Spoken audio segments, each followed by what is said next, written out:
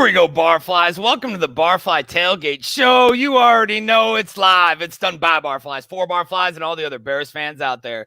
We got a nice little bye-week show for you today. You know, we got a bunch of people in the room. Let's get this thing started. We do these introductions and then bring in our special guest. First, we got Mr. Ryan Badgley. Badge of Honor. Badge, what's up, man? Yo, what's up, guys? Bye-week Sunday. It's been kind of a nice week. Quiet, little news. You know, it's been nice to kind of step away, spending the, family day today with the fam, doing some Christmas decorating and all that good stuff. And, just excited to get back going, man. Now, next week, big game. So we're looking forward to it. Our special guest, we're excited to have on, man. So, excited today, fellas. So you're a pre-Thanksgiving Christmas decoration communist. Understood. I mean, it's 2020, so you don't get to defend whatever. it, dude. Next, we got Mr. Ryan Kirkland Billings. Ryan KB, what up, man? How are you? What's going on, fellas? You know what I'm saying? Y'all got us here up early in the morning, man. We all finna do the thing, man. You know what I'm saying? It's a bye week. We don't have to go through disappointment today. You know, it is what it is, man. So, your boys gonna get around to make some breakfast, but we'll get to that after this. You know what I'm saying? So, hey, we here for y'all people. All right, last but not least, we got the Kentucky kid, Mr. AC, the bearded Bear fan. What's up, brother? What's going on, fellas? I had to give y'all a little weather report. Kentucky's been real bipolar this week. It'll get cold one day, warm the next, rain one day. My allergies ain't with it. I'll tell you that. But yeah, it was nice to kind of chill this week. You know, I helped somebody move yesterday, and if you want to talk about pre-Thanksgiving Christmas communists, you can blame my wife for that. But but our stuff goes up. I still love you, baby. Dude, every year my wife wants to, like, right the day before, and I'm like, nah, just wait till Thanksgiving. So, but the tree has to be up for Thanksgiving dinner. And like, man, I normally lose the battle, but I still take my shots and I call it like I see it. It's Thanksgiving. We need to celebrate Thanksgiving first. I never got it. I know, you know what I'm saying? We're gonna introduce our special guest, but we're gonna do this with a little video, with a little intro that we got set up, and then we'll bring him in after the intro plays. So let's hit that intro, and then we'll get his thoughts on it. As a high school athlete at San Leandro, this mammoth of a man would go on to earn 3 varsity letters in football and basketball. At Boise State University, he started 39 consecutive games at offensive tackle for the Broncos and earned two times, all Mountain West Conference honors. The Chicago Bears would be next. Selected in the 7th round of the 2014 National Football League Draft. His work, his habits, his dedication earned him a roster spot. With his offensive line coach saying, quote, he's willing to do anything that we ask, including cutting off his own arm, end quote. By 2016, the dude was starting all 16 games. And in 2018, he received his highest honor. No, it wasn't the fact that he was recognized for the first time as a Pro Bowl left tackle. No, not that. And it wasn't even the fact that he helped the Chicago Bears at Soldier Field defeat the hated Green Bay Packers to win their first division championship since 2010. No, it wasn't that either. After the game, the big man dropped down to his knee and he proposed. And his girlfriend, Jen, she said, absolutely. Yes! Yes! What a day! A division championship and an engagement on the field. He's vilified by some, but appreciated by many more because he plays the toughest position in pro football, sans the quarterback, the left tackle. This is the starting left tackle for your Chicago Bears. This is Mr. Charles Leno Jr.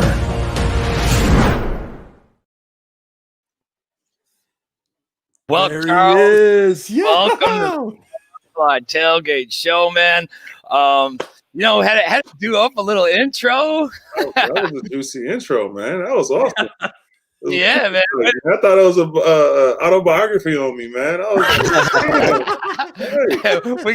We got that in the works right now, but many thanks to our man Dan Aguirre, the beard. I almost said the bearded Bears fan, Bear fan Dan, for doing up that intro for us. Charles, how you doing today, man? I'm doing great. I'm doing good. Thanks for having me, guys. Appreciate it. Yeah, Thanks of for being course, with us. man.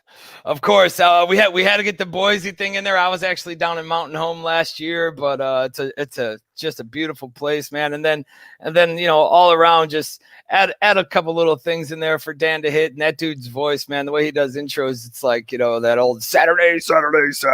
Like you feel like you're just pumped up, ready to go. All right, man, let's get this thing started. Thank you for joining the Barfly Tailgate Show. I know last week you and I started talking, going back and forth on the Leno Claus effort that you're putting forward. Just bringing cheer to people and the holiday season of giving.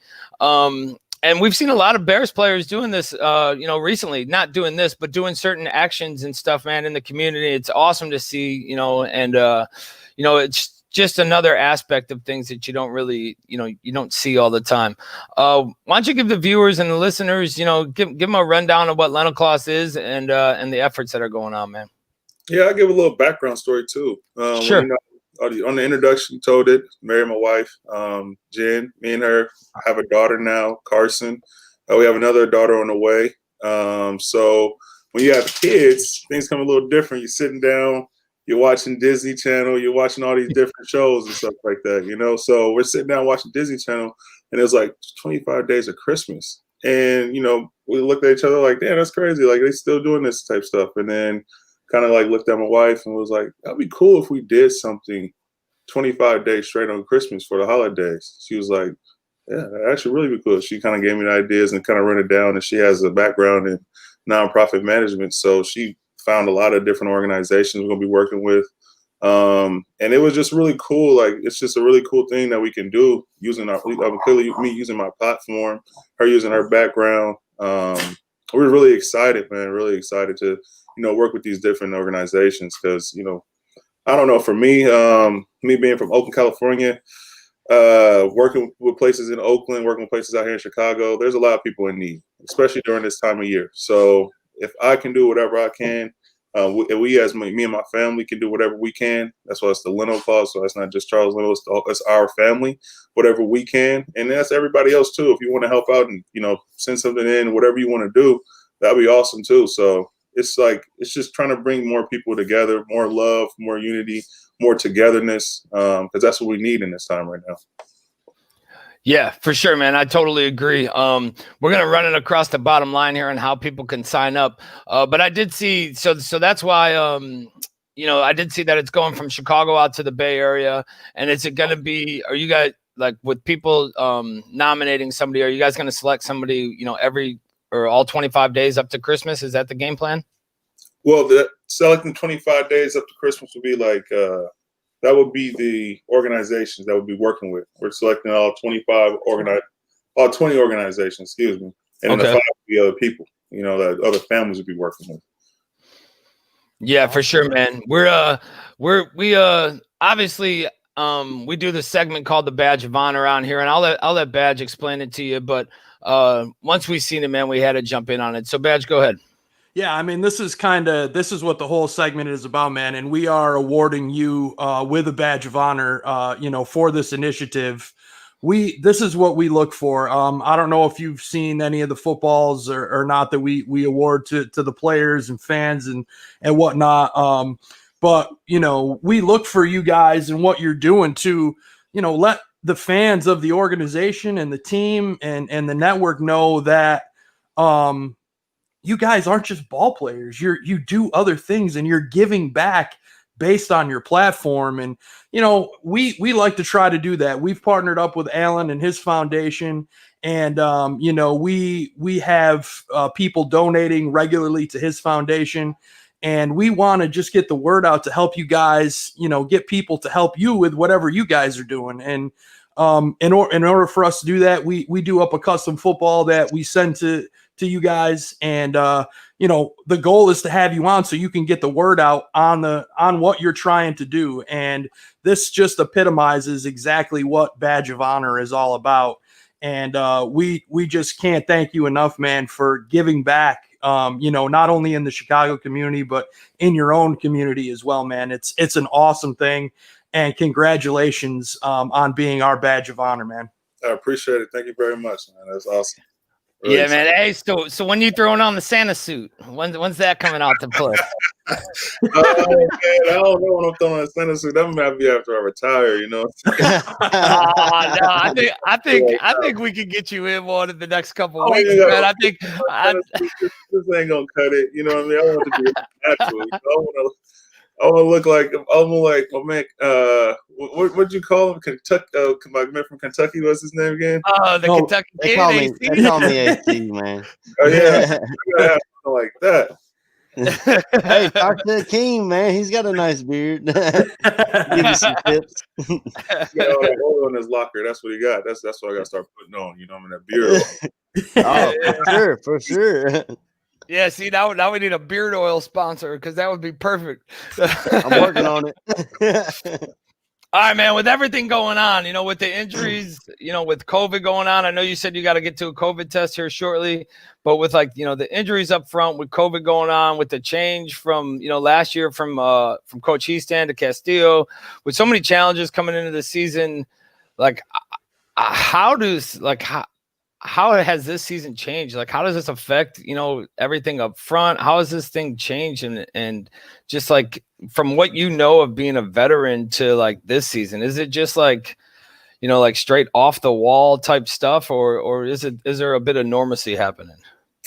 Yeah, it's just different. I mean, let's put it out there. It's a completely different season. I mean, I've been having to adapt myself personally, but our team and you know, even more. You know, different guys playing next to me, different guys snapping the ball, you know, different guys behind me. You know what I mean? It's just, Sure. Yeah. But at the end of the day, you're professional. You're supposed to do your job and do your job at a high level. And that's what I have to keep focusing on.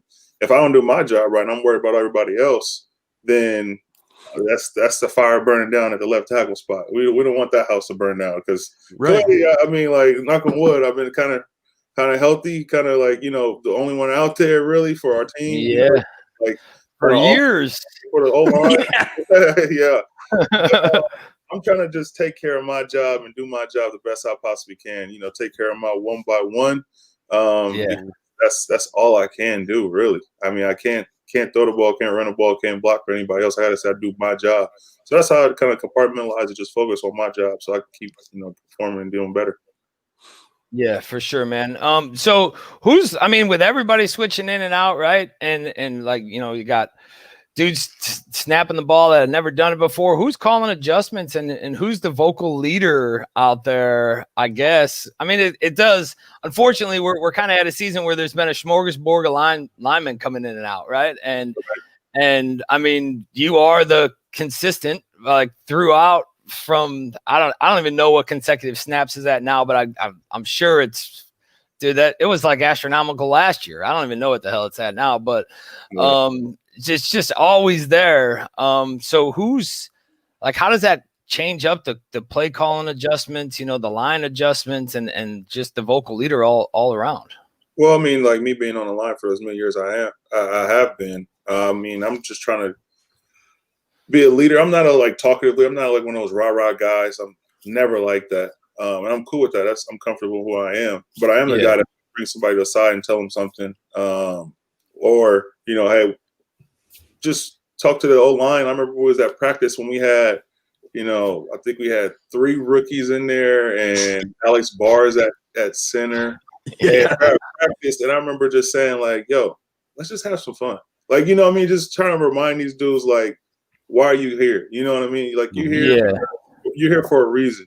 But at the end of the day, have some fun while you're out here. Don't get too stressed out. Don't just, like, you know, think, you know, because I remember when I was a rookie, I remember when I was out there, like, sometimes you're all over the place, you know what I mean? But just do your job and just have some fun.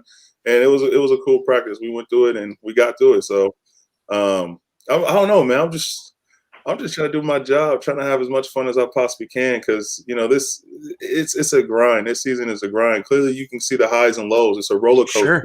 You never know where you end up. You just got to stay with it. Keep going to work every day. Keep practicing your ass off every day.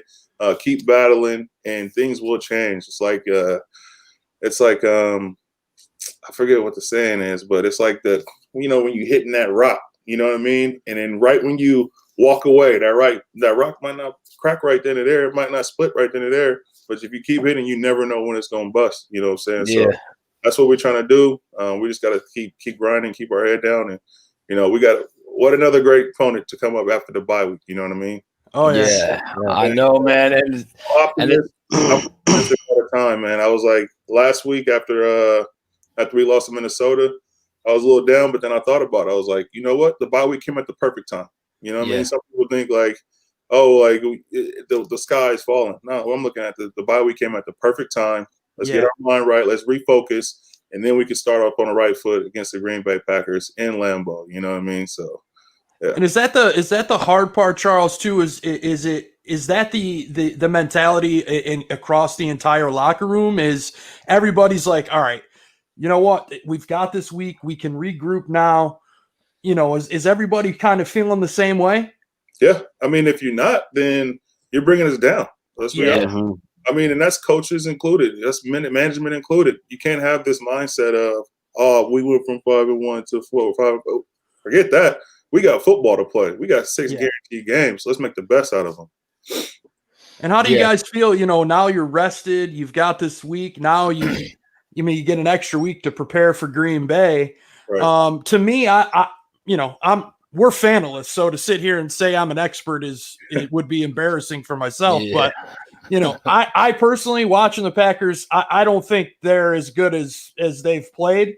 You've seen, kind of the real of them when they played Tampa Bay, Minnesota, and whatnot. And I feel they are definitely a team that, your defense can dominate, and offensively, you guys can run the ball against these guys without a question in my mind. How do you approach this game, from in your position as that left tackle? How are you preparing yourself to be ready for the Smith guys and anybody else that they're going to throw at you? Yeah. So the good thing about playing like the Packers is we know these guys. You know what I mean? Mm-hmm. Like, I played these guys. Last year was when the Smith brothers and Dean Lowry, all these guys on the defensive line. I played with these guys already. I played against these guys already. You know what I'm saying? So that's the good part about it. That's the part I'm excited to see. Go out there, put some work in against those guys again. But from our standpoint, I mean, I'm just talking for myself and trying to talk for offensively. This is probably the best time the bye week came because we can, get the last, 4 games taste out of our mouth. Mm-hmm. And now I think this is an opportunity we can reestablish an identity for our offense. We know how our defense is going to be. We know how our special team is going to be. Those guys are doing a fantastic job. But we need to pick ourselves up and pull ourselves up to the level of their play. And this is an opportunity where we can reestablish our identity. Because I don't know, just looking at it from outside in, if I'm being an honest player, we don't have one right now. We're still searching. You know what I mean? Clearly, that's what we're. But I think this is a great opportunity, man. Oh, come on now, Sunday night against the Packers in Lambeau. Yeah, I know. I don't care if it's I don't care if it's playing in the parking lot. You know what I mean? This is Green Bay. This is Chicago. This is what it's all about. Yeah, and I mean I get it, and it is. It's a piece of of humble pie. You know what I mean? And even when we had A-Rob on, it's the same deal, man. It's just it feels like it's about to erupt, like it's about to explode, and then we get into something, and like the third quarter of last week, and then it's just like, man, like right. If it feels so close, how sometimes does it feel so far, right? And I think just knowing that, like the players that we've talked to, and knowing that everybody's just like, yeah, like it feels like it's there, and it should be there, and we're about to get there. I think I mean, granted, like we said, we're fanalists, but I feel like we can go on this run, man. Like we can get. Totally. And I won't ask you this question, right? But I'll catch your reaction right here. We can get the prince back on the throne, and we could get going with this in these next 6 games and see what happens here. AC, what you got, man? I'll send it over to you real quick. I just wanted to ask, you were speaking of last year, and it made me think you had a different O-line coach last year. What's the biggest similarities and differences between Coach Heastan and Coach Juan Castillo? I know it's a different year with COVID and everything, but what's the big difference between these two coaches? I mean, I'll be complete. I had 5 offensive line coaches in 7 years. And only one offensive line coach has been different. If you know what I mean, like completely. Yeah. All offensive line coaches are the same. You're like they act like they're not yellers, but they're all yellers. They all like they all about the footwork. They all about the hands. They all about like every single one's the exact same. And it like the difference between the two, I would say is Harry was more in your face. Like he was definitely more in your face. And there was nothing wrong with that. I mean, I didn't have no problem with it. I mean, clearly, but he had a respect for me. I had a respect for him. You know what I'm saying? Sure. It was nothing wrong with that. But Juan was more like laid back when it comes to like personality wise. That would be like the only difference. But other than that, every O-line coach is going to tell you their technique is exactly what you need to do to block anybody. Well, yeah, they got to sell you on something. Exactly. That's what I'm saying. They're all the same in that aspect. So yeah, that's probably the only difference between the two. Hey, we got a question in the chat for you, man. Yeah. Hold up. Hey, when this whole RPO thing popped off, right? I know it wasn't there like really when you came in the league, but when the whole RPO thing started, is there a difference in your guys blocking, not knowing whether it's a run or a pass? Like when do you know? And how does that affect you being able to fire off the ball or being able to, kind of build that foundation and have your pass blocking right? Right. So it's RPOs, clearly run pass option. You just got to know which part of the option you're on. And the ball is technically supposed to be out if you even, take a run sail on a run pass option. So that's what I've been taught. That's what I've been told. So if you hold on to the ball and it's an option and the ball's supposed to be out, that's kind of on you, bro. Like, that's not on me. I'm sorry. Like you held on to the ball longer than the play was expected. Like you're selling run on the backside, and selling pass on the backside here. Like you gotta read, get the ball out. You know what I mean? So it's one of those deals. Like it's not like I don't know. It's like I can't even say it's a field thing. Those guys got to be right for us, basically. Sure. Yeah. It's an option. It's a read. It's kind of like a one-man read. If that guy do this, I'm doing that. If that guy does this, I'm doing that. You know what I mean? They got to be decisive. Yeah, I mean, with it being somewhat of a coin toss, we've talked about it on the show, like how difficult. I mean, it's just got to be difficult. I know you explained it, but it's got to be difficult to decide. But if it's supposed to be done, with a little rapid fire there, then maybe, I don't know. I guess we'll just leave it at that. But like Badge was getting to, before I cut him off, we got our boy, Mr. Greg Braggs Jr. I'm sure you've seen him hanging over the tunnel at home games last year, or have know who Mr. Greg Braggs Jr. is. He has a question in the chat, and he says, "Ask Charles, who's his biggest critic? Is it the fans, himself, or his wife?" I wish I can show you right now, but this is a Mac. I can't move. Yeah. Sitting right here, right here. She got cue cards. Harder than any coach. I had coaches say, "You need to relax. He didn't play that guy." She's like, "No." You know what I'm saying? Like what? Like this one right here, critic for me. And it is great though. You need that foundation, need that level head. You know what I mean? Like, yeah. Thinking I'm the best. You know what I mean? Like I gotta stay working every day. I gotta keep that 7-round chip on my shoulder. That's what you need in a wife, man. Somebody who makes you better. Absolutely. So that's what I feel like. I feel like that's been a great thing over these last couple of years.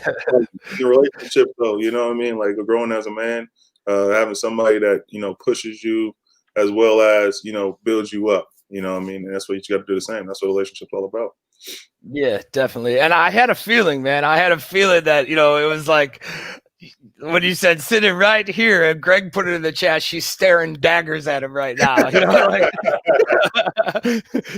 just like learning already, only 2 years being, what is this? 2 years? No, 1 year being married, 1.5. I'm already learning. You gotta put your little, one say. You can't say much. Clearly, Yep. you know that. You can't say much. Okay. Oh yeah. yeah. 20 years this year, man. Say So something when she leave. You know what I mean? Yeah, man, for sure.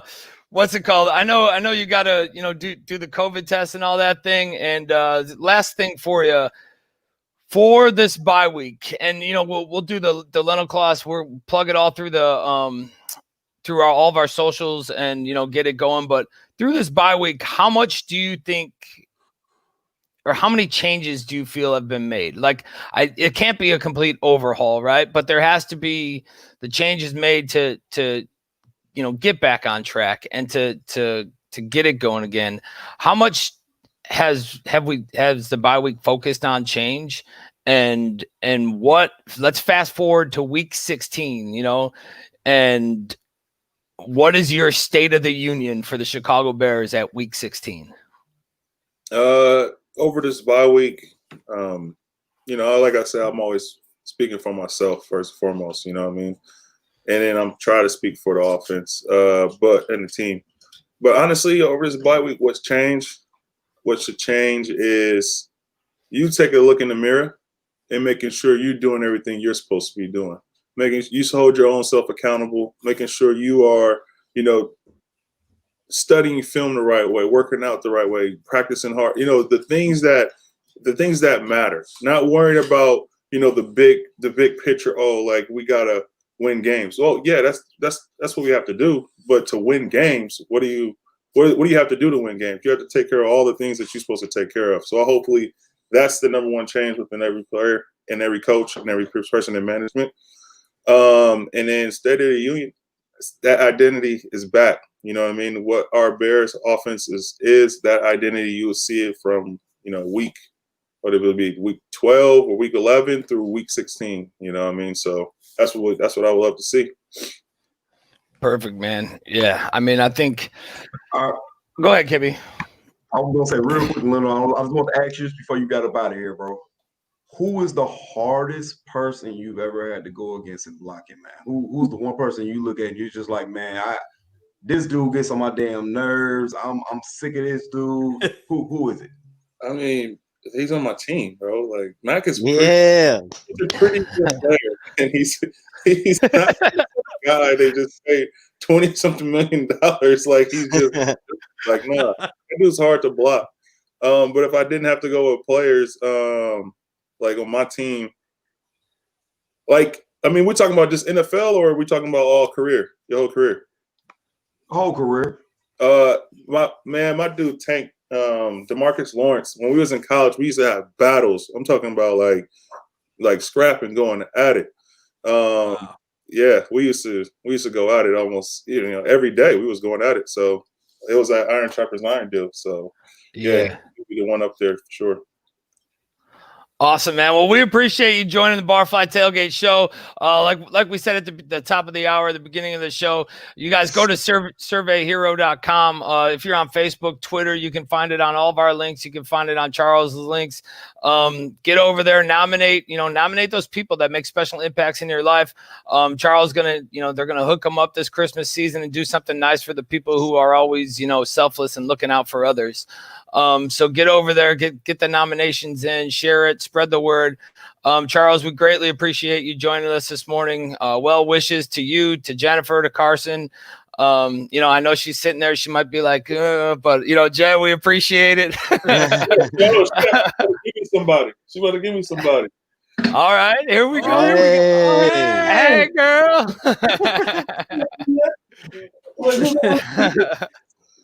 Who are those people? Oh, hey. Thank you. Oh, she's cute, man. What's going on here? Oh, I have a house full of girls. I'm telling you, man, Oh. you're gonna love it, dude. As they get older, man, it's so amazing. Oh, Bobby can vouch, man, for sure, man. Yeah, him and I were kind I of got talking all about four. it a little bit. I got 3 girls, man, and now they're all 14, about to be 18 or 14, 18, and 21, man. And it's I love every minute of it, man. So I got one boy. I was one and done like my basketball team. I got 2 girls now, and being a man, you want a boy so bad. I don't raise my boy to be like me, all this stuff. Honestly, I thought about it. I had to do some real thinking. This one right here, when I get older, who's going to take care of me? She will. Yeah. When you get a boy, he ain't going to take care of you. He's I'm going to the nursing home. I got that because I know about my dad. I look at him like, can Man. take care? That's my sister. Like she can take care of him. I love little buttholes, man. I got 3 of them. Right. He don't even care. He just Right. Yeah. Oh, that's hilarious, man. I say the same thing to my sister. Like, if it were my mom, I'd be like, yeah, mom, come on. But if it's my dad, I'm like, Meg, yo, that's all you. I don't care about him. Awesome, man. Well, we appreciate you coming on with us, man, for sure. Yeah, man. thanks, brother. We look forward to having you on again in the future, and maybe join in at the end of the year or whatever. But we appreciate everything. Like we said, well wishes, man, and nothing but the best on a continued successful career, brother. Appreciate it. Mark me down for the show at the end of the year. You got Will it, do, man. man. Appreciate it. Take All care, right, guys. Charles. Thanks, man. We'll see you guys. All right, ladies and gentlemen, that was Mr. Charles Leno. Great dude, man. Back and forth. Awesome. The dude is, like we said in the intro, he gets a lot of heat. He gets a lot of fire. Playing one of the hardest, positions in football. And I think a lot of the times fans, they try to grade players like they're machines, man, and they don't think of the personal side of anything, and they just whatever. There's so much hate to get thrown at people, and I think things like this need to happen, and they're humble enough. They know they were fans at one point too. You know what I'm saying? And like he said, they know that the line's struggling. They know that the offense is struggling, but the thing is, it's not like it could just get fixed overnight. Things have to change. Things have to happen. And you guys seen the presser earlier this week where Matt Nagy said, we're making changes and doing this, doing that. And you guys are going to see some changes, not only in the play calling, but you're going to see changes, and we're going to try to attack this thing. So once I started talking to him, I wasn't sure if he was going to come on, man. And it shows the character of the man who, especially at a season right now where you're on this slide, Bears fans are erupting and you're on this downhill slide right now. And to say I'll come on and talk about it. To just face it head on, dude. It shows the character of the man, and we greatly appreciate him joining us today. And good to see, Jen there in the background and Carson and dude, it's just, it shows the people, the fans that it's a dude we're talking about. You know what I mean? That's the thing. That's what Badge of Honor is all about, man. This guy has a family. He's taking care of his wife and kids, and this is his job. He goes to work every day, just like you and I. The difference is he's getting paid to play a game that all of us love. And, being out in the public and in the persona, this kind of stuff is going to happen. And these guys have to deal with it in their own ways, whether they see it or not on social media or, whatever the case may be. But what he is doing by giving back, not only to the community he's living in for the team that he plays for, but in his own community. I mean, that's a man right there. That's a guy that cares about people in general. Yes, he's a professional football player, but he's also somebody that has respect for every human being, and no matter where they're from, what team they're on, who, doesn't matter. He's a great person. And, that's why we do Badge of Honor, man. You've seen it. Yeah. Like Aldo said in the chat, we want we'll throw football questions in there and get them in there. But the main, premise of it is that feel good interview. It is to kind of take the jersey off of the player for a minute and let the fans see who these guys are.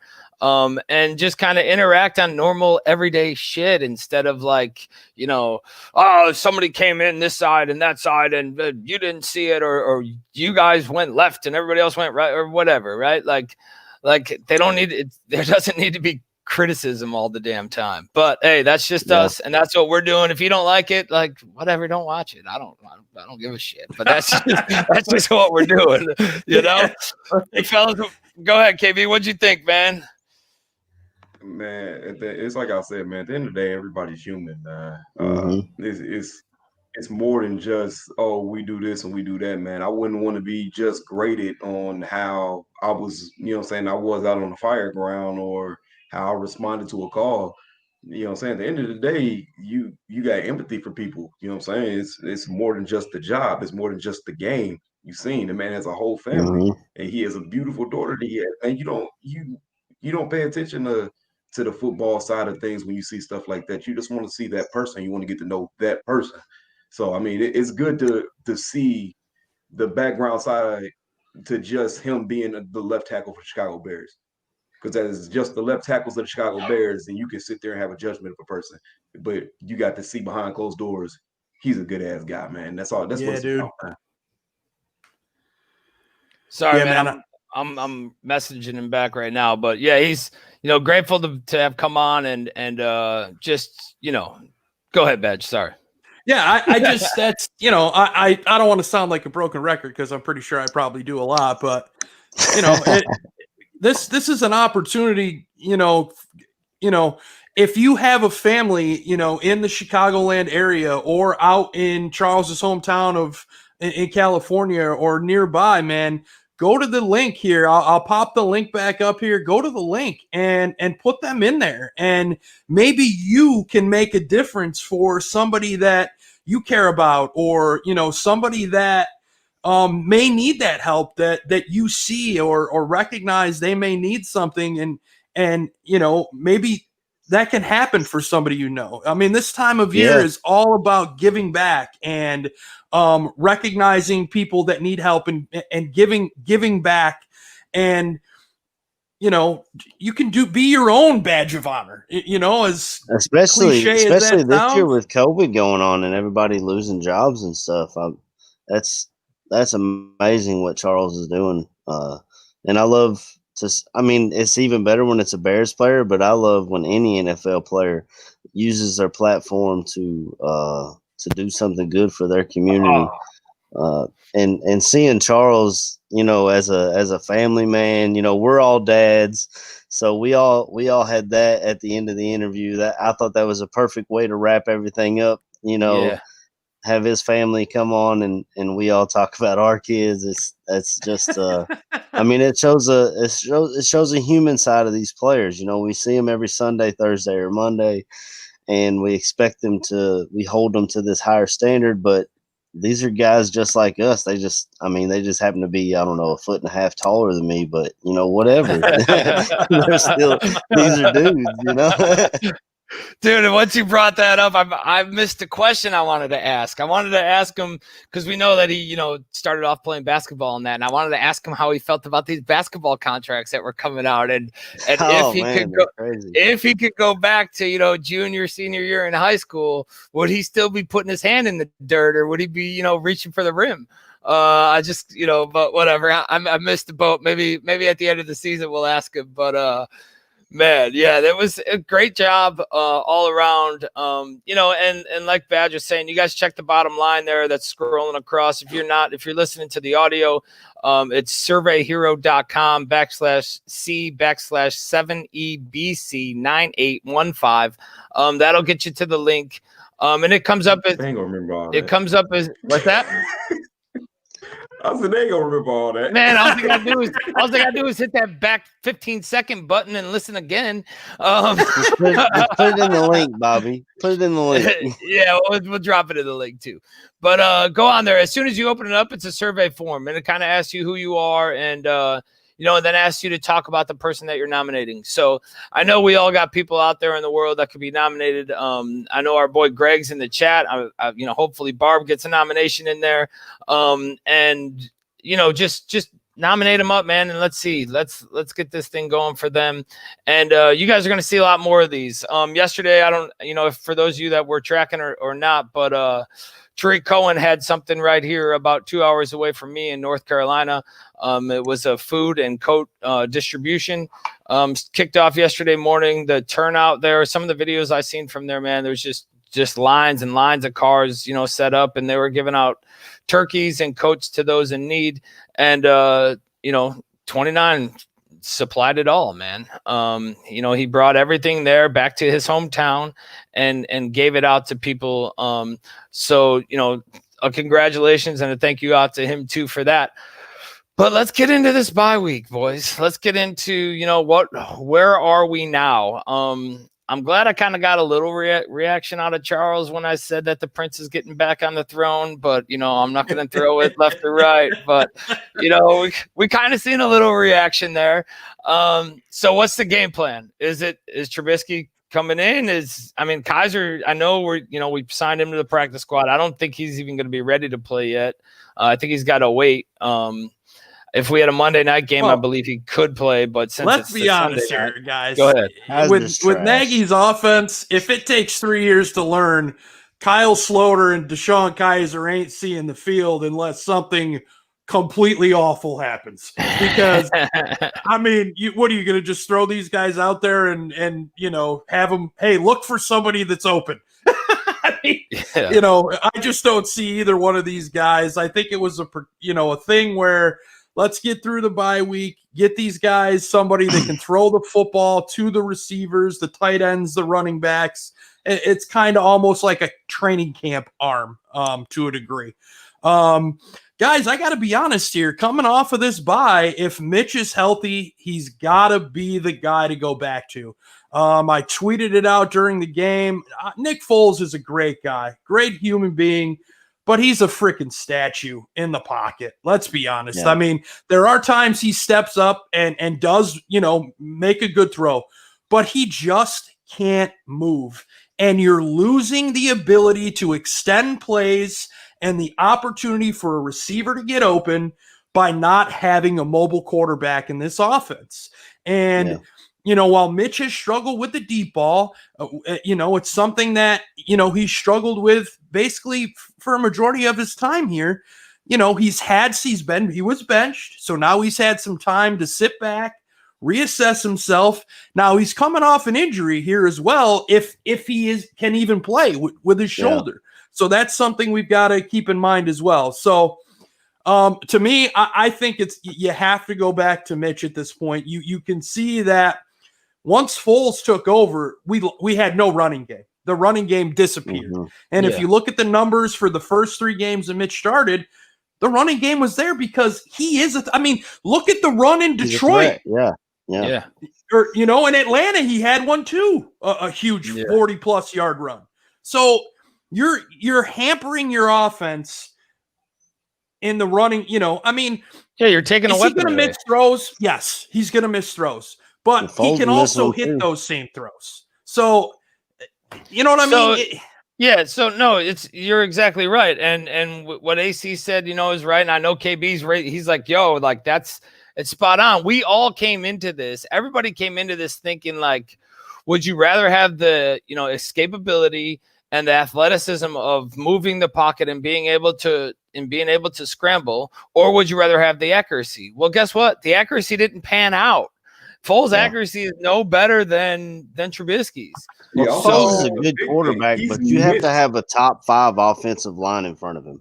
That's the only way he succeeds. When he was in Philly, won the Super Bowl, they had a great offensive line and a great defense to back him up. Not that we don't have a great defense. We do have a great defense, but that O-line, he's like Badge said, he's a statue, so you have to give him time to let the play develop and read the defense and this and that. And we just don't have that right now. You've got Leno, who's been on the left side for a long time. On the right side, you got Massey's hurt. Spriggs is hurt or COVID.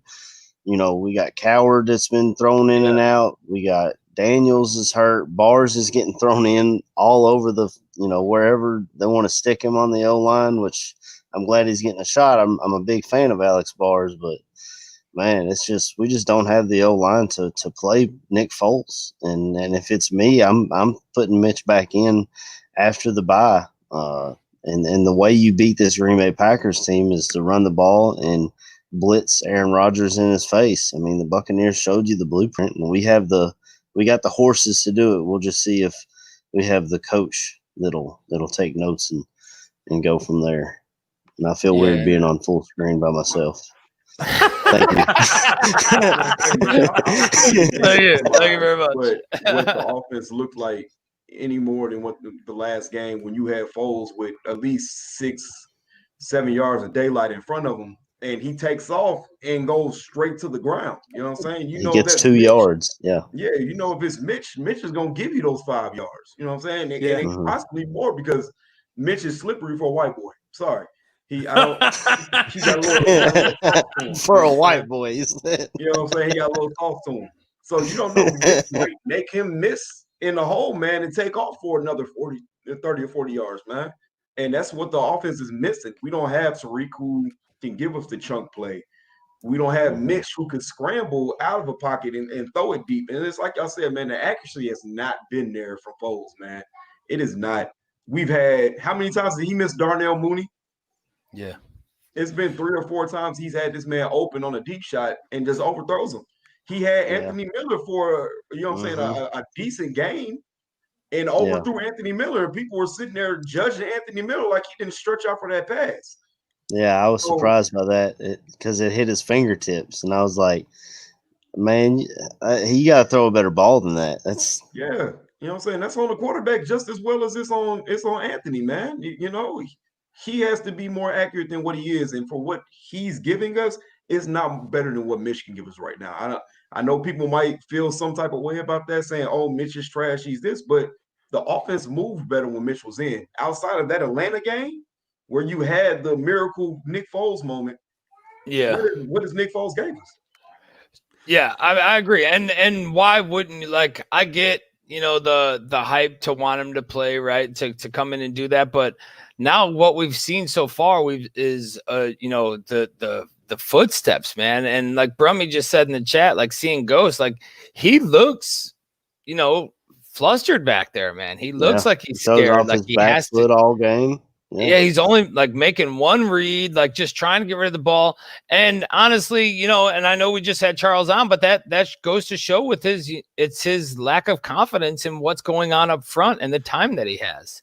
And those things, they do all add up and they do pan out. I just don't think that we really seen that with Trubisky. You kind of seen him get on the move and start to get going. And there's been a lot of back and forth about this. Like, this is his final year. So unless we franchise tag him, but if we franchise tag him and you don't get a contract redone, you're not franchise tagging A-Rob. So where do we go? And do we even know if A-Rob would want to at this point? He might be so fed up, and that, I know he's going to join us again towards the end of the year. That might be a question for him. Like, I highly doubt he would tell us, but the frustration level's got to get him to a point where he's just like, hey, screw this. Well, I put it out, after last week's game, if you're Mitch, and this is just a hypothetical. And we talked about it. Me and you talked about it. Yeah. Like, why would you want? I mean, Coach Nagy, you hear things, you see people tweet things, and you hear things on these networks where, some of them, they may be insiders, but you see things and people say things that it's, Nagy has hampered Mitch. Didn't want Mitch to succeed. Well, what benefit is that to Coach Nagy? I mean, if he has to start Mitch because he was the second overall pick, and that's coming from up top, and it doesn't work out, well, then what does Nagy care? That means, the front office is telling him what to do. If it doesn't work, he's probably like, well, that's on them. So it doesn't, hey, if it doesn't work, it doesn't affect me.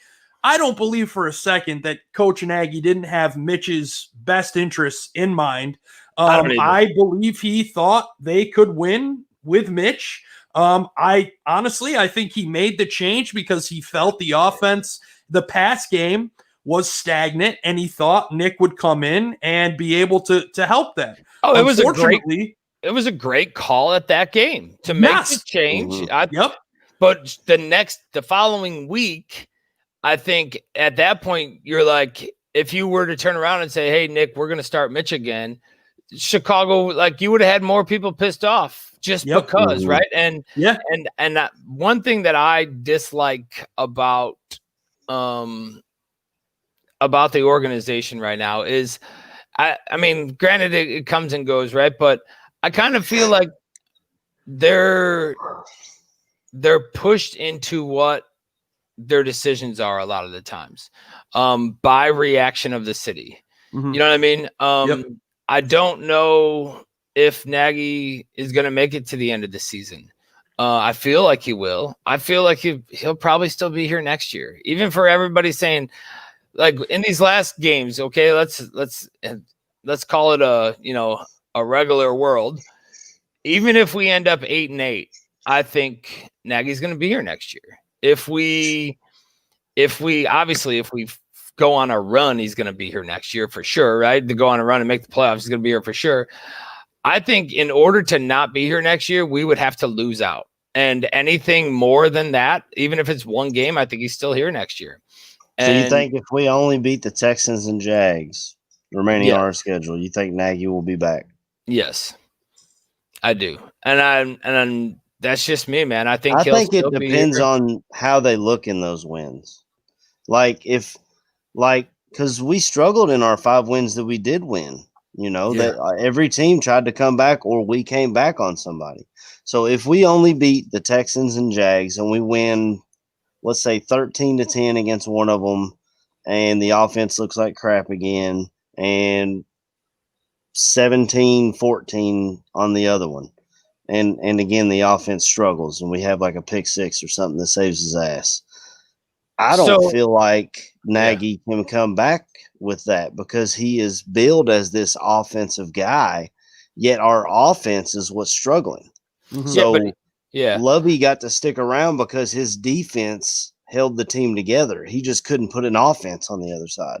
Right. So if you're brought in as this offensive guy and your offense isn't working, I don't see how you can stay here unless we go on a run, make the playoffs, and then who knows what'll happen after that. That's the only way I see Matt Nagy staying in Chicago. Yeah, I'm not saying that I'd be against, and a move. I'm just saying I don't see this organization really doing one. I don't see that happening. I think maybe if we have some of these third quarter games again, to where we're like only putting up -2 yards or whatever, like for sure they're gonna have to do it. But all in all, I think when this game was over, they went back, they went into their meeting and they were like, hey, Bill, so, gave it a shot. We get it. It was the first game, first time calling plays, rough third quarter. Here's what you could have did better. Rough game all around, right? Here's what you could have did better here and there. I think by changing from the offensive coordinator back to the head coach and putting those duties on somebody else, there's a little more time for them to do it. And I'm not saying I agree with it. I'm just saying that that's what I feel. You're saying Nagy can push blame away from himself. Yeah. Basically. And what did Laser, granted, we all, everybody's hoping, but let's not act like Laser, set the world on fire and was this high contract offensive coordinator that we brought in that, just straight burns down the house. Right. The offense was moving in the first half. Yeah, they were. Yeah. They were. Couldn't score. And I'd love to see. The big thing is, you sitting here, bro. I'm sorry, AC, but you sitting here, bro. You look at they did. I don't know if you guys seen the comparisons where they had Mark Trestman. I've seen it. And then Nagy. Yeah. You have to. It speaks volumes when you sit there. You look at John Fox's offenses and seeing that John Fox's offenses have been better than your offensive build. Matt Nagy's. Yeah. You know what I'm saying? Yeah. That goes volumes. We were ready for John Fox to get the hell out of here after one season. You know what I'm saying? Yeah. It looked like a shit show. But now the offense is barely fucking unwatchable. When the offense gets on the field, I get up to go do other things. You know what I'm saying? That's a wasted part of the game to me at this point. You know, there's no setup. There's no continuity on it off. There's nothing. You have Allen Robinson, who should be a freaking all-pro right now. Who is, I don't know how the hell he's getting the yards that he's getting. I really don't. But he should be featured. He's a weapon. Why is he not featured? Why do we not have tight ends that consistently run down the seam? Like, you got Komet, you got Jimmy Graham. Yeah, Jimmy Graham, he's been good this year in pockets. They only give him a shot in the red zone. Yeah, and you don't see him in between the 20s. You don't. And then you sit here and you say that this offense is supposed to be ran like the Kansas City offense. It's supposed to be ran like the Eagles offense, even though the Eagles offense looks shitty this year. But what is their offense predicated on? Hit the tight ends. We don't do that at all, man. It's not a feature part of our game. KB, whose job is safer, Pace or Nagy? Ooh. I'll counter that. How safe would Nagy be if he beat the Packers twice? Because to me, I feel like Pace is here. I feel like if Pace was like, hey, it's not me, I'm giving this man what he wants. We went and got Foles, it didn't work out. It's him. But if he came back and we lost every other game, but we somehow managed to beat the Packers twice. To me, it's Pace, and this is why we have pieces on this team. He drafted Eddie Jackson. He drafted Tariq Cohen, who's hurt right now. He traded for Khalil Mack. He brought in Akeem Hicks. He made moves to make this team a competitive team. Matt Nagy just hasn't put it all together. I just don't. Badge said it on Tuesday. I don't think his system works. It's easy to look like an offensive guru when you've got Patrick Mahomes behind center and you've got Andy Reid calling the actual shots, who's been coaching for over 20 years, so he's seen a thing or two. And before that, they had Alex Smith, but they just, I don't know, they made it work with him, I guess. But again, you had Andy Reid really calling the shots. When Nagy finally got play calling duties, he didn't run the ball a whole lot, and he lost to the Titans in the playoffs. And then he came. I got to be honest, AC, with you guys here, and I apologize for cutting you off, but what was the biggest thing that was talked about in their opening presser was changing the culture and how toxic it was when John Fox left. And, I think Bobby and I touched on it a little bit on Tuesday as well about the culture and where is it at this point in the season. And now having and talking to Charles, I don't think it's as bad as, we were talking about on Tuesday Tuesday. It sounds, and that's to another me tribute to Pace. He's made moves to get good character guys who aren't gonna, like Brandon Marshall did when they started losing. He flipped the frick out on Robbie Gold. It was like, all you do is kick. If you guys remember that, if you're old school, well, I don't know if I'd say old school Bears fans, but if you've been here for a while, Brandon Marshall flipped out on Robbie Gold, and the next thing you know, Robbie Gold was missing game winners, and the rest is history. But I really think that's another tribute to Pace. He's brought in good guys, good character guys. I know everybody says, and the common thing right now is like that Nagy's offense doesn't work and this and that. So was 18 just luck because nobody had seen the defense carried his ass, and I think part of it is they still had the most people off guards. Yeah. I mean, they still had like some of the top yardage though in the NFC North. They still had. I know that I definitely agreed the defense carried them through a bunch of games. I mean, we went 12-4, and the defense did carry them through a bunch of games. But the yardage and the points for, and that for the offense specifically, we're still up there. It wasn't like it is right now. So is this a matter of, hey, they just figured this dude out now? Yeah, I Or think is that's it- what it was. or Defensive is he just trying to coordinators get didn't too have tape on his stuff. Yeah, or is he just trying to get too smart for his own good and fucking scheming his own stuff? I feel like it's him trying to be too damn cute instead of really getting back to the damn basics of what the offense should be. You say that you're a West Coast spread team. Our short throws, well, how many slants do we run in the damn game? Yes, Jesus Christ, we've been saying it for 2 years. Yeah. I watch it you on know, Saturdays all day at Kentucky. Yeah, That's all I we mean- throw is slants and freaking screens. And then we played Bama yesterday. That was ugly. It's just at this point. I mean, you know, last season you have him come out and say, "I didn't come here to run the I formation." Well, they use the I formation, and not just the I You formation. got to be but able to run what anything your under team center. can run. Yeah. Yeah, and he doesn't cater to the strengths of his players. He doesn't has a adapt. scheme that he wants to run. Yeah. Except he's not using the players and their talents that they have. To me, I think that's the biggest piece of this offense. If you're an offensive coordinator, head coach, whatever the case may be, and you have something that's working, your team is executing. That's what I mean. That you hear him say the word execution all the time. If they're executing well, stick with it. Use those formations and build plays off of it. I mean, you hear him say in press conferences, "Oh, well, there's multiple looks out of this formation." We run play action less than like any other team in the country. Yeah. Well, but I think that might be is that recent since Foles took over? I think, or is that I saw an article last week. because they're not running the football? and I think it was, it's like since Foles took over, we have like the least amount of play action plays, and we throw the ball 50 times. I mean, come on. Yeah. This is my part of knowledge that I'm gonna impart, because the one thing that kills me about a lot of Bears fans is you shit on the people that we have.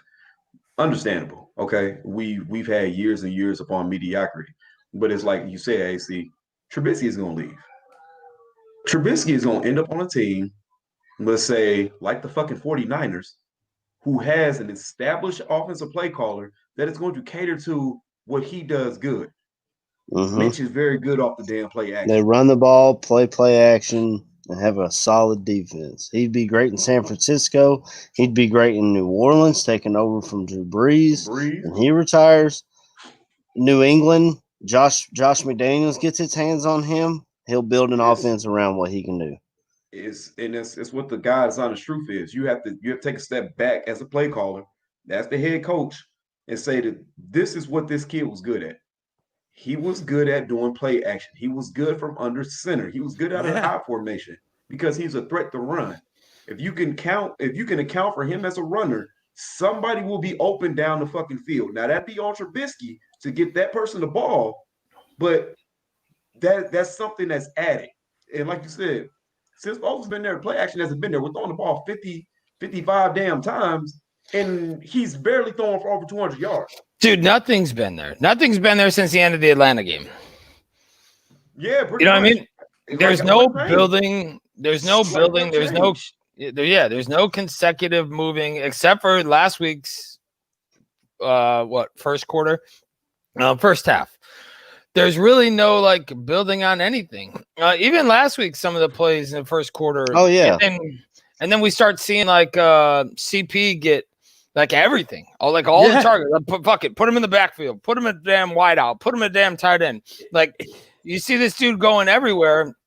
And I get it. They're down Montgomery. They're down Cohen, right? Null didn't get a shot. Didn't have the Disney movie type explosion, and now this kid's great thing, right?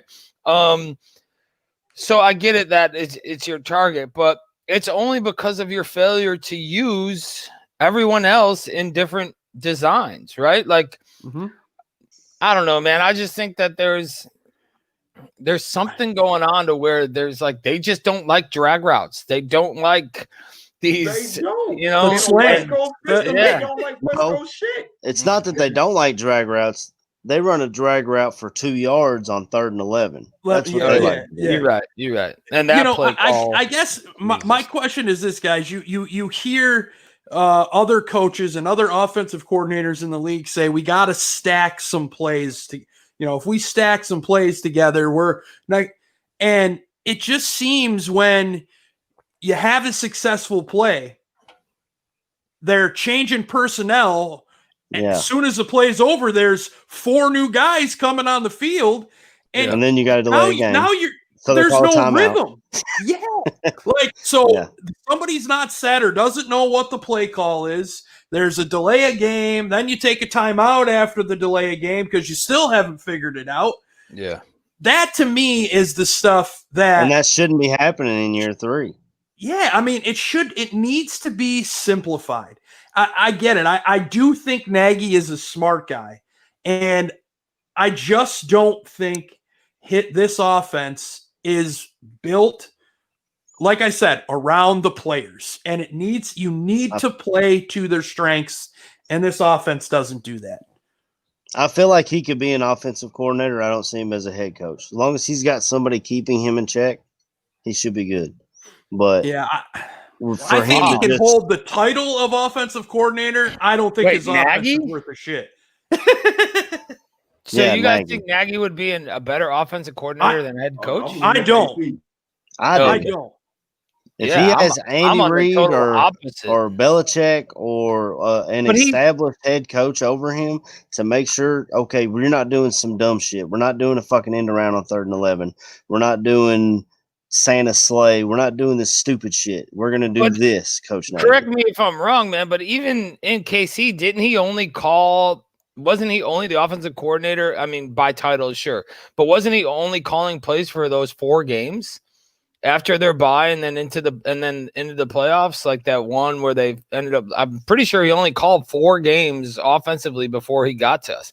Yeah, he was part of the plotting and scheming. And yeah, I'm sure he was, sending in suggestions, I would say, to Andy Reid, but I'm pretty certain that he only, so Greg says, Bragg's just commented in chat, but it was more than 4. I thought it was it was like right after their bye, he carried on the rest of the season. So even if it was, Greg's right, it was more than 4, but it wasn't much more, man. And right, well, that's what I was saying. I'm not saying let him call plays. I'm saying if he's got an established head coach over him that's actually calling the shots, Nagy's a player's coach. So these guys he got Allen Robinson just because Allen Robinson wanted to play for the guy.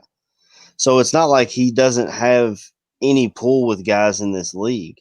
But I just don't think his system works. If he's got a guy over him calling the shots and he's just there to have a title, I guess, I could see him doing that, but I don't see him as a head coach. See, I see him better. I'm on the total opposite side, man. I think that his menu should go right into the shredder. And he should be in straight head coach mode. And even last week he said before the game. Our time management and our penalties were a lot better last week with him not having a space in a play sheet.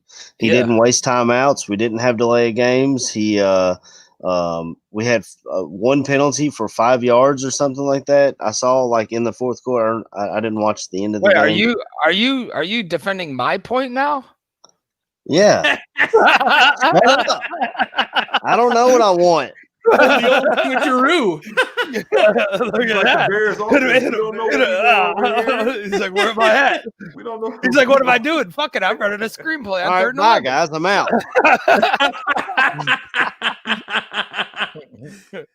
No, but that's exactly like to my points. That's exactly what I was getting at. Like the team collectively was run better in game last week, I thought. Agreed. I think it was the first game we didn't take a delay a game. And whatever. Granted, I get it. It's those little things, but those little things stack up, man. And when the coach is more comfortable, right, at running the whole system instead of just one system, I think we'll be more successful. The one thing I was getting to that I didn't like is that Nagy said in the 2-minute offense and in short down and distance, he was going to call the plays.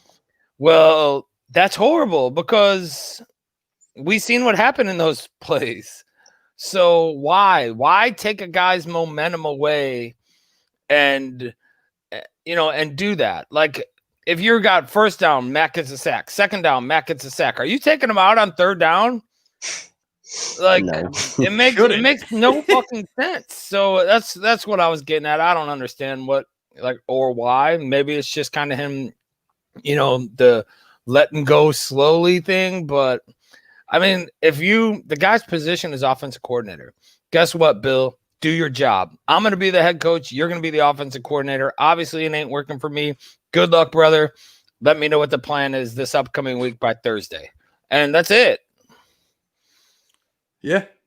I don't disagree. He's obviously a player's coach. I think we've established that throughout, this time frame, number one. Number two, I think the fact that he was able to step away himself and say, you know what, hey,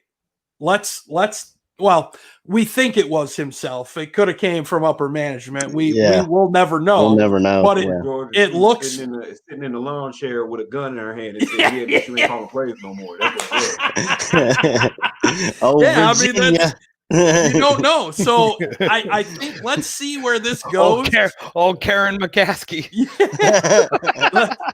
Let's see where this goes with Laser. It didn't sound like to me in Nagy's last presser that he was going to give the play calling or take the play calling back. Yeah. But, let's see now that they've had this bye week, if Bill Laser has been able to put some of his own touches and wrinkles into this offense that's here that can be a benefit to this team. But here's the thing, guys. I don't know that we'll know who the starting quarterback is until they have to announce it. I hope we don't know. I kind of don't. I don't know why they announced it early before or the play calling when they told us, 3 days before. Okay, yeah, Bill Laser's calling plays. If it's me, we don't play till Monday night. Monday morning, y'all are going to find out that Bill Laser's calling plays. I'm not giving the Vikings any chance to work against this. So if it's me, if Trubisky's starting, I don't want to know till Sunday morning. I love all those comments, and I'll tell you what. Although I'd be fired fucking before the preseason was over, man.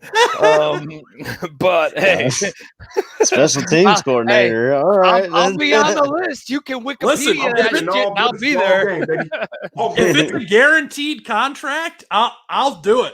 Just make it $1 million. I'll coach a game. I'm out. Hey, I'll do it as long as for 100,000. What you mean? I'll do it as long as Greg Braggs is my my personnel management head of personnel management or something. Because he's head of the media department. Dude, somebody's gonna have to be there to cheer those dudes up, and it ain't gonna be me. Hey, so the Mike Show came in and said, this is not about Nagy. It's more about Ryan Pace, players he's got and don't. Ted Phillips is terrible. I'll agree that Ted Phillips is terrible. Personally, I think it is about Nagy. I do too. I mean, Pace, it's more on Pace getting players that he does. So Pace's failures right now is not beefing up the offensive line. But then again, who goes into a season thinking that you're going to drop like all of your starters, that like you're going to deplete everything. But I will say that you're going into a season having your backup offense, where your whole backup offensive line is undrafted free agents, is like, you might as well go to the casino, dude. You might as well make some of these parlay bets that I make on Sunday, because that shit probably ain't going to happen. You know what I mean? Yeah. 50, like it ain't going to work. So we're going to need to see them legs, 4,000 Clovers, if you're going to cheerlead, bud. Oh, it's going to be a honey bear? Hey, Aldo said it earlier. We need to bring back the honey bears. The Bears have been cursed ever since they got rid of them. Yeah. Thanks, Virginia. And if 4,000 clovers is going to get in a cheerleading suit, he's got to go down to like 1,000 clovers and hit that manscape real quick. Yeah. Yeah, buddy. Yeah, that's what I was saying, bro. I mean, Greg needs to be our public relations, man. I need him to cheer the people up because I'm good. Like the team would be wayward for me, man. Greg just comes out. It's not all on Mitch. This offensive line can't block a lick. So where do we go from here, boys? What's the it all starts at Lambeau or what? Is this like It all starts at Lambeau? I mean, here's my concern, guys. Go ahead. Even prior to Coach Nagy coming out of the bye, it's just not good. It hasn't been good. Yeah. So at this, that has me nervous. But after talking to Charles, I definitely think they recognize what's going on, the situation that you're in. I think there's no choice at this point. They have to come out with every option on the table on a Sunday night in Lambeau and come out of there. It's got to be a win, but it's got to be a convincing win, and it's got to be something led by the offense. The defense is going to ball out. Special teams will do their part. We have to see something happen here from this offense, and we've got to see it against the team that's leading the division right now. KB? Because this kind of leads to my offensive thing. Would y'all have brought back Jordan Howard by now? Seeing as we don't have an actual fucking running back that can play? I don't want Matt Nagy to ignore him again. So. Yeah, I don't think I would. Miller? I mean, I think Lamar Miller ignored him last week. I feel like Lamar Miller, Howard, and David Montgomery would be the trio right now because we don't have he was in for like what 5 plays. I mean, my question is this, guys: you had Cordero Patterson, you had Ryan Nall, you had Artavius Pierce active and ready to play last week. You saw Nall on 1 play, Artavius Pierce on 2. The rest, I believe, was Cordero Patterson.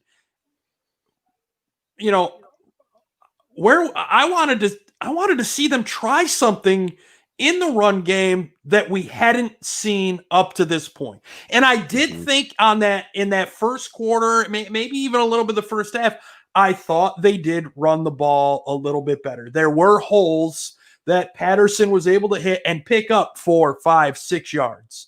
Yeah. But then I'm not sure what happened. I think they got pass happy, and you only saw a run, and here's the other thing. It's almost like they're running on first down just to show you that they're going to run the football. Hey, we can run the football. We're going to show you that.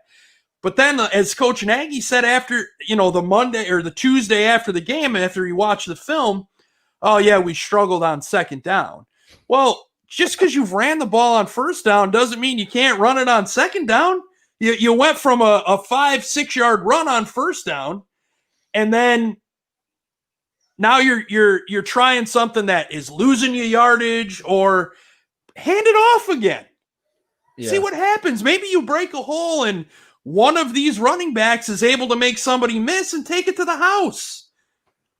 But then your offense turns into run, pass, and we threw John Fox out of town for doing that. Well, but it doesn't have to. I'm just saying. I'm just saying. Yeah. But it's a run, pass offense isn't bad when you end up in the end zone. Nobody starts calling it that when you end up in the end zone. When you end up run, pass, punt, that's when your offense starts to get questioned. And that's when your defense starts to get injured. Yeah, and I honestly think Lamar Miller could have played a lot more last week. I think there wasn't, and I know had that one play where he made a cut and I think he got 6 or 7 yards out of it, and I was like, "Damn, there's some explosiveness we haven't seen all day." That's the only time you saw him. Yeah, I mean, exactly. He caught a pass too, but I don't think they were ready. I don't think they thought that he was going to be as ready as he was, and I don't think they had him schemed in enough. But why that wasn't changed at halftime, who knows, man. I think that should have been one of the big changes at halftime. To do that. But I think, Montgomery coming back, hopefully, right? And Miller in there, you got a little thunder and lightning backfield. Mitch, now you have 3 dudes who can move that backfield around. Patterson, maybe, who knows? If Miller's there and Montgomery's there, Patterson's going to be where? Just put back there because he needs a rep? Or is he going to be used at wide receiver? You know what I mean? I don't know, man. I'm just saying that I think that definitely with Miller, Montgomery, and Mitch, we are better suited to win than we are with Foles and anybody else. I agree. I 100% agree. I just it just gives you that extra something a team has to prepare for, and if they don't, you can get burnt with it. But They've that at least doesn't change. Here's the other part, this. guys.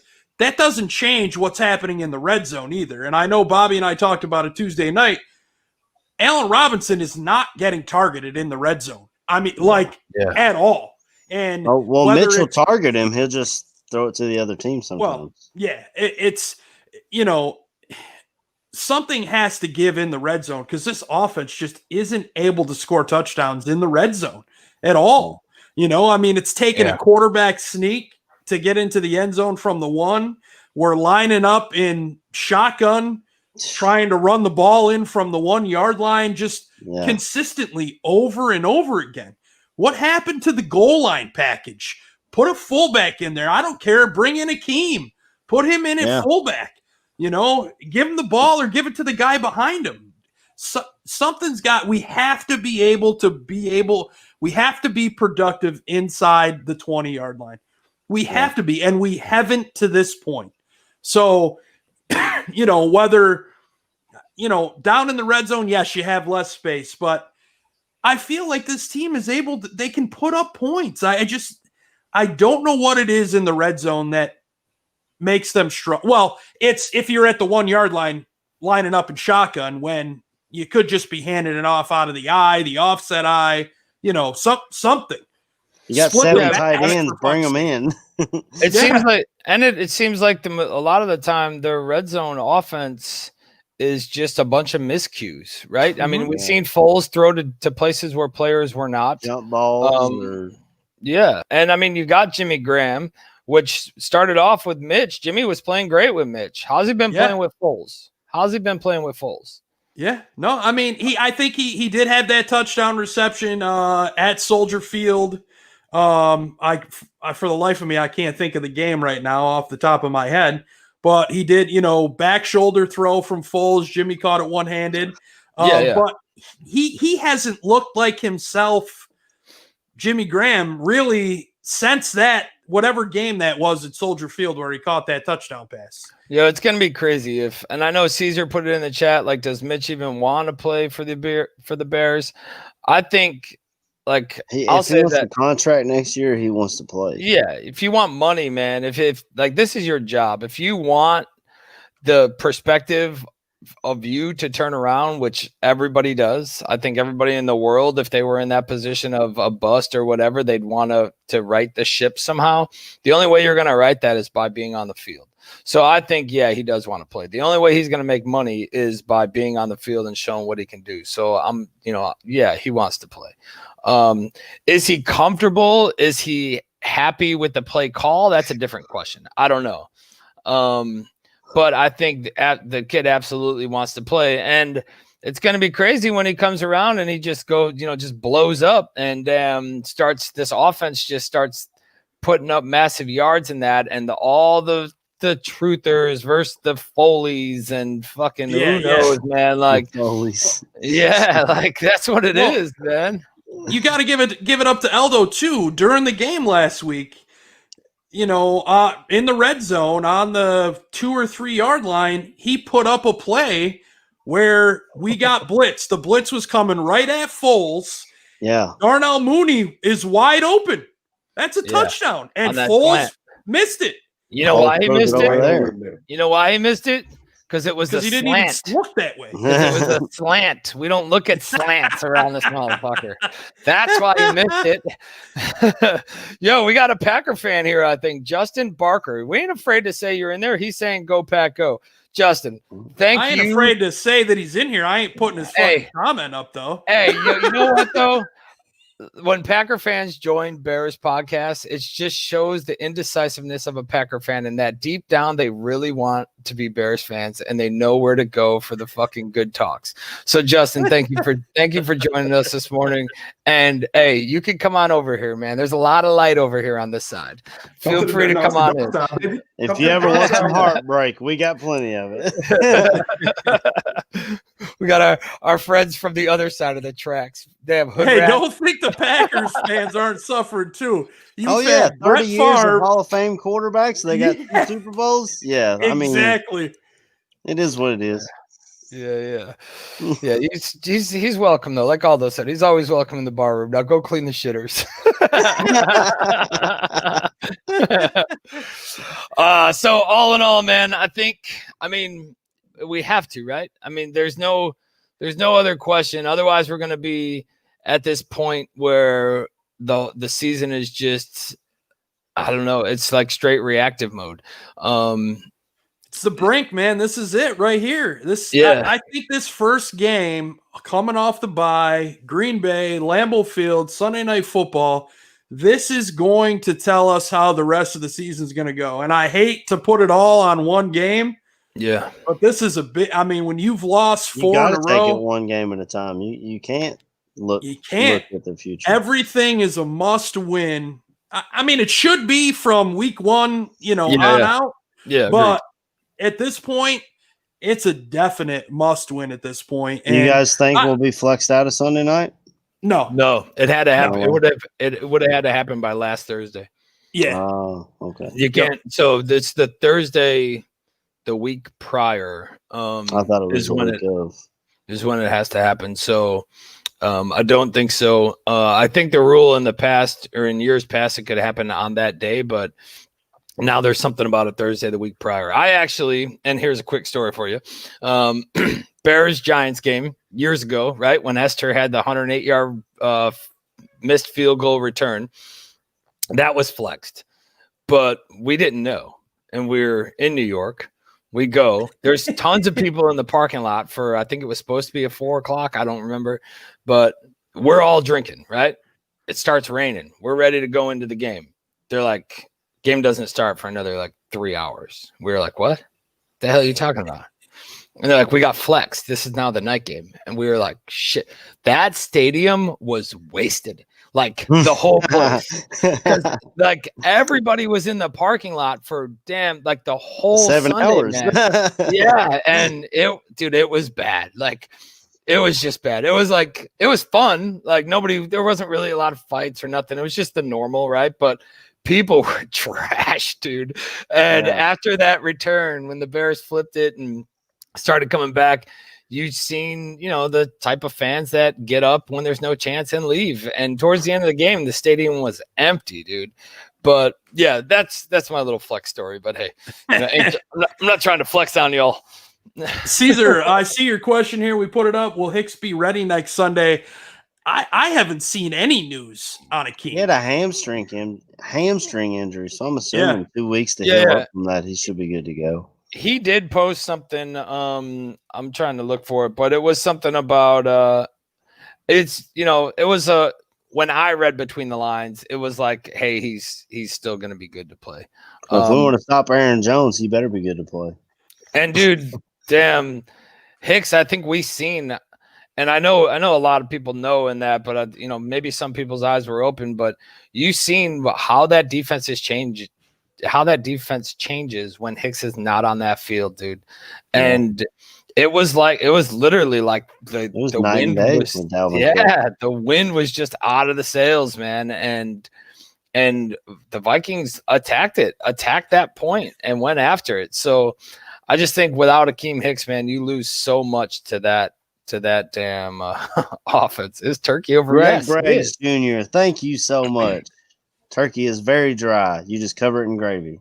Turkey is very overrated. I'd rather have ham. I If you've ever, I don't if even you eat have turkey. ever deep fried a turkey, though, that's the freaking way to go.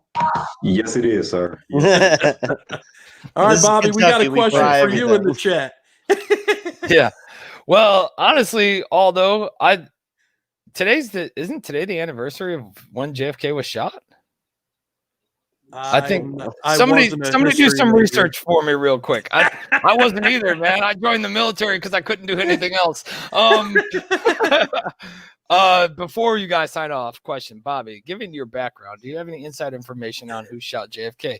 Although I will, I'll tell you, but let me set some people up outside your house real quick, and then I'll give you that answer. This is what happened. Here's AC's question. We played Bama, who is the #1 team in the nation, Look, and we were already down 10 people from COVID and other related issues. And I was so correct. We were already shorthanded.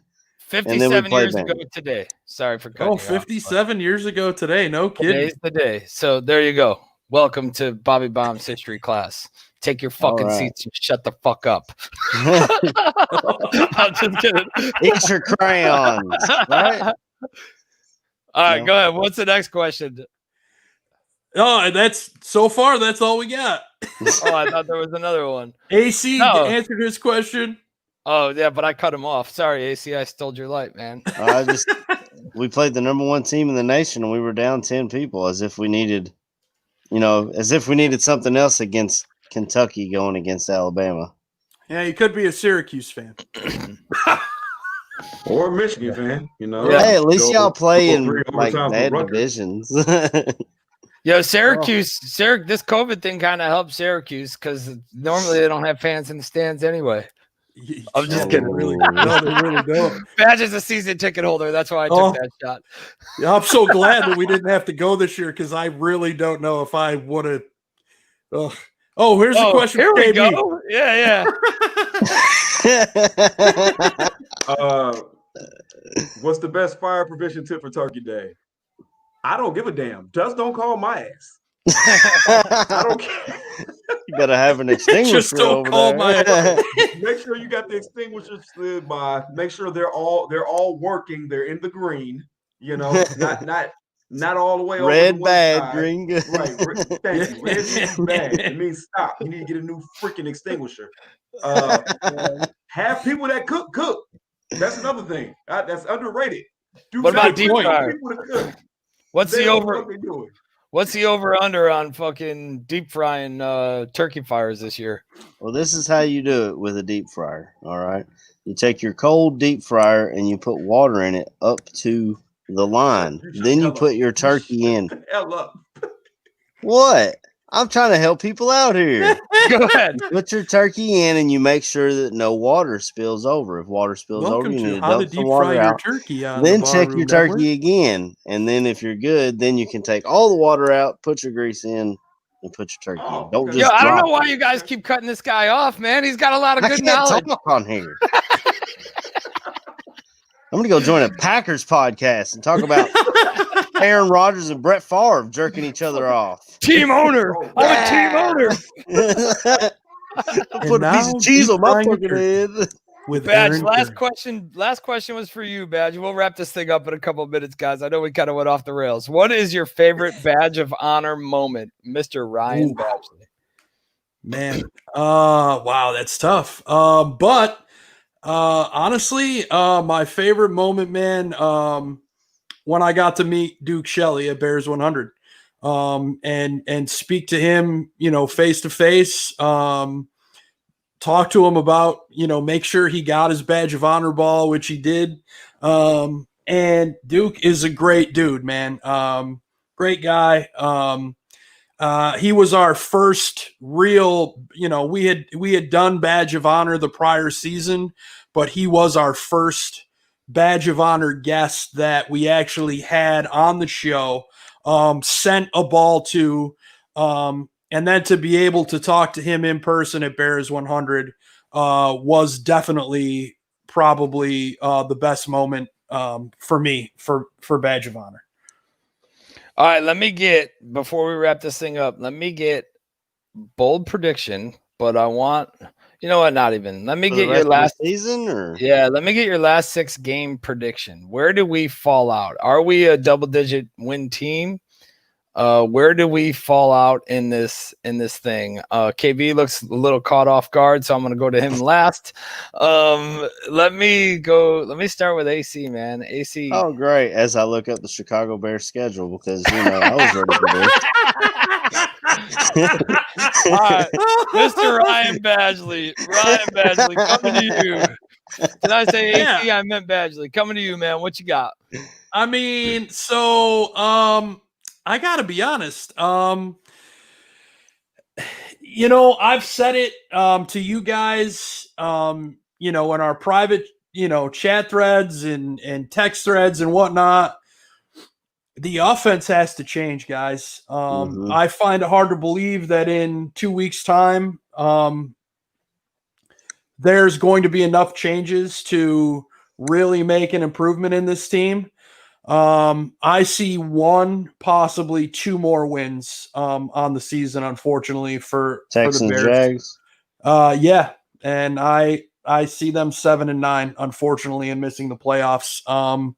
That's just being honest. It pains me to say that. I hope I am 100% wrong, and they come out and win their next 6 games and sneak into the playoffs and fucking win the Super Bowl, and Mitch is the MVP of the Super Bowl and all that good stuff. But if I said that, I'm a homer, and I should find something else to do on Sunday mornings. Whatever. I'm ready to be a homer.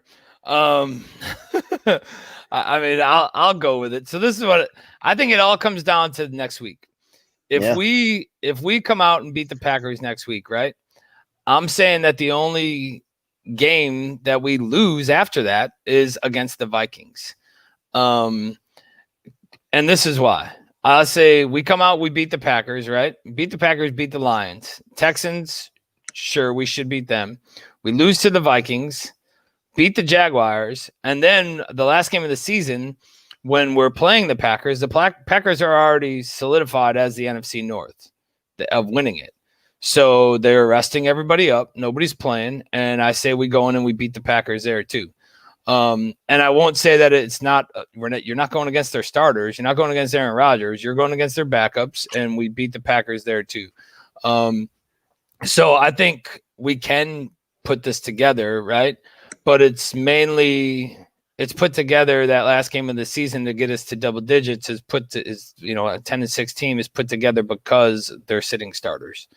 But it all starts with beating the Packers this week. If we don't beat the Packers this week, I think we just self-implode, and we start to see a lot more emotions and talk coming off of some of the players, and that are just ready to kind of call it out. So the Mike Show agrees with me with a 10-6. AC, what you got? I'm in the middle of you two guys. I'm not going to say that we have to beat the Packers in order to get our season back on track. If we are competitive with the Green Bay Packers, I feel good about our chances. And then we play the Lions the week after. We always beat the Lions, even if they drop the ball. Yeah. And we play the Texans, who have Deshaun Watson, and that's about it. So I like our chances there. Vikings, we play them again. And, well, if we can get our offense going, I like our chances against the Vikings. I mean, we are the only team that I've seen that, if we're healthy, shuts down Dalvin Cook. I haven't seen it from anybody else. Yeah. And he didn't even get over 100 yards against us even after Akeem Hicks went down. He only got 96. So, and then we play the Jags, who by that time of the season, they'll be ready to – they'll be thinking about the off season in Florida and going to the beach. So they're not going to be worried about us. And then we play the Packers in the last week, and – depending on how the season goes between both teams, maybe the division will be on the line. Who knows? And that's the way I see it rolling out. That's a story. Pusha T says no more wins. Damn, Pusha. No more wins. He's saying 5-11. Hey, if you want to hit reset, that's what you need is no more wins. Honestly, man, I don't know. KB, last but not least, man, over to you. What you got? Oh yeah. I don't know if I want to be optimistic or if I want to be realistic. So, Flip a coin, dude. realistically, if the offense stays the way it's going, man, we might have 2 wins left in this. The optimistic part of me says Trubisky comes back and he plays against the Packers. We find a way to win that game, and then we start to pick up steam from there, and we finish with 10 wins. Because I mean, the back end of the schedule is not that hard. I mean, it's just being honest. You got the Vikings, you got the Lions. You know, those should be 2 wins. The Vikings game should have been a win, but we had Foles in. So I say we finish off double-digit wins, man. We find a way to at least be second in the division. We ain't getting first in the division. We're not gonna get first. Yeah. I think we found a way to get the Packers. I mean, be the second in the NFC. I feel that the NFC West is going to keep being crazy like it is right now, but we found a way to sneak in. So I agree, man. I think me and you are on the same page, and you know, it's optimism, man. Coming from what we've seen this year, it's probably more fan talking than it is brain, but I think if with Foles out and Mitch in, I feel like we have a better chance to win. And we've seen this in the first weeks of the season, man. Yes, Foles had to come in and save him in the Atlanta game, but you know, that was about it. I think that was adrenaline, dude.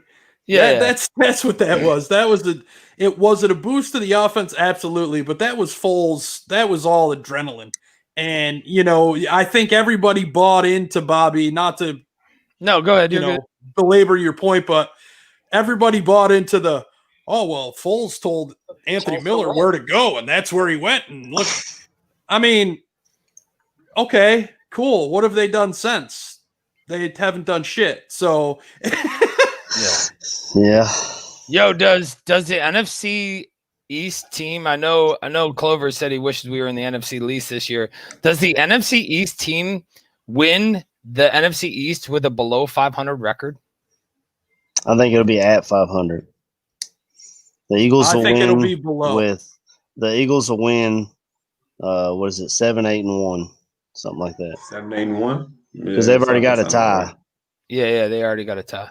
Yeah, I think it'll be below. All right, man. We're gonna wrap this thing up. Everybody in the chat, you know, thanks for joining us. You guys got any shout outs you want to do? Shout out to Charles Leno for coming on. Yeah, Charles Leno and the family and all the fans, baby. Yeah, everybody coming on here, hanging out with us in the chat room.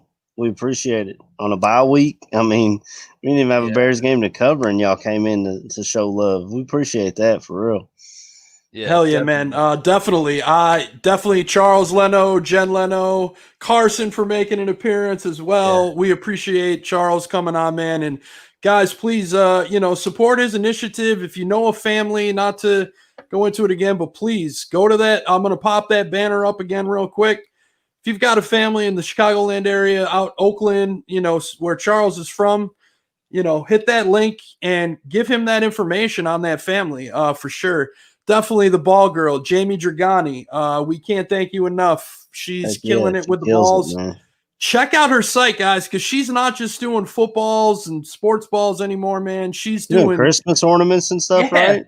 Christmas ornaments, cutting boards, awards. Like if you award someone like a fantasy football trophy, she's doing things like that now. The Within Reach Foundation, we can't thank them enough. Alan Robinson, thank you for coming on and all you do, not only on the field, but off of it as well. Audacia Sports, they're going to be coming on with us next week as our badge of honor, a new sponsor on the Barfly Tailgate Show. We're excited to have those guys on. Wait till you hear what they're doing, guys. So awesome. Badge of honor for them. Excited to have them a part of the network. And as a sponsor for the Barfly Tailgate Show. And, got to give it up to my boys on this show, Bobby, ACKB, all of us being in different parts of the country with, I'm sure, a different amount of Bears fans near you, where I really only have like one guy that's a Bears fan that I get to talk to. This is, as AC says, this is my therapy session. And without this, I sit here and I'm talking to my wife the other day about Matt Nagy giving up the play calling before the last game, and she's like, Yeah, dude, that's me. Yeah. My father-in-law calls me a walking ESPN. He'll just watch the game. He'll be like, "Hey, Aaron, where'd this guy come from?" I'm like, "It's Deshaun Watson. He went to Clemson. He got drafted in the first round." I'm like, "Fuck, why do I know this shit?" That's just me. That's just me, man. So yeah, man. Shout out to everybody in the chat. Thanks for joining us. Of course, to Mr. Charles Leno Jr. Thank you for joining us today. Thank you for being humble and just getting after it, man. You didn't like we said before, you didn't have to be here. We know the state of the offense and the offensive line right now, and honestly, I can't say that I would like to be in an interview if I was Waddle and Sylvie used to have Jay Cutler on every week, and if we lost, Jay Cutler was not coming on Waddle and Sylvie Monday. Yeah. So shout out to Charles Leno for being classy and coming on, even though the Bears are in a skid right now. Yeah, definitely. And all you boys here, appreciate your loyalty and just being here doing it, man. And Mr. Aldo Gandia, thanks for always having our back and for that beautiful video tribute or intro, I would say, not tribute, at the beginning. And everybody who's here and who's, constantly here and on Twitter and on Instagram, Facebook, all that shit. Thanks for your support. And we got the bye week. Don't forget Goon and Tooch coming up today. We got Goon and Tooch in an hour. Yeah, two dudes with a fantasy in a bar room. Imagine that. And then tune into the bar room all week, man. Pay attention. There's all kinds of stuff coming out. Everybody on the network and everybody in the chat, enjoy your Thanksgiving. Enjoy these holidays, with your families. And absolutely. And we'll just leave it at that, man. We'll leave everybody with a big old bear down. Bear down. Bear down.